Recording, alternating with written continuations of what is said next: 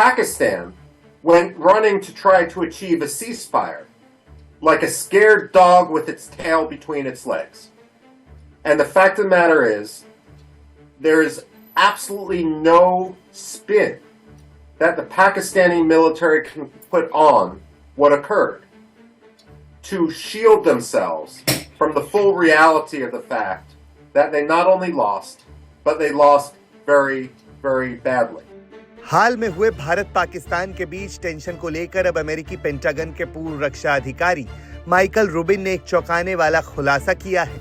Rubin की माने तो ऑपरेशन सिंदूर के बाद अमेरिका से सीजफायर की भीख मांगने दौड़ा था पाकिस्तान।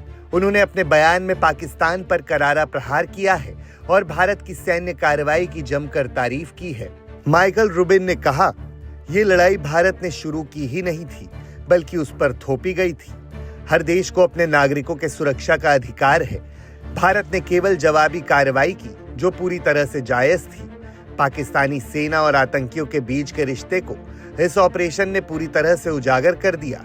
जब पाकिस्तानी सेना के अधिकारी वर्दियों में आकर आतंकियों के जनाजे में शामिल होते हैं, तो ये फर्क ही खत्म हो जाता है कि कौन आतंकी है और कौन फौजी। दरअसल पहलगाम में हुए आतंकी हमले के जवाब में 7 मई को भारत द्वारा अंजाम दिए गए ऑपरेशन सिंदूर के तहत पाकिस्तान और पाक अधिकृत कश्मीर के 9 आतंकी ठिकानों पर एयर स्ट्राइक की गई, जिसमें 100 से ज्यादा आतंकी मारे गए। जिसके बाद भारत ने पूरी दुनिया का ध्यान पाकिस्तान और उसके आतंकी मंसूबों की तरफ केंद्रित कर दिया। जब पाकिस्तानी सेना आतंकियों के जनाजे में आकर खड़ी हुई, तो आतंकियों और सेना के बीच का फर्क खुद ब खुद खत्म हो गया। जिसके बाद पाकिस्तान ने भी जवाबी कार्रवाई करने की कोशिश की, परंतु भारतीय सेना की मुस्तैदी के कारण सारे हमले विफल रहे।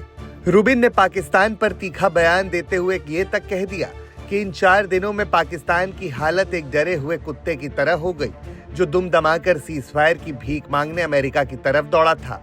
पाकिस्तान अपनी इस हार को किसी भी तरह दुनिया के सामने छुपा नहीं सकता। रूबिन ने भारत की प्रशंसा कर कहा कि भारत की सैन्य और कूटनीतिक दोनों ही स्तर पर जीत हुई है।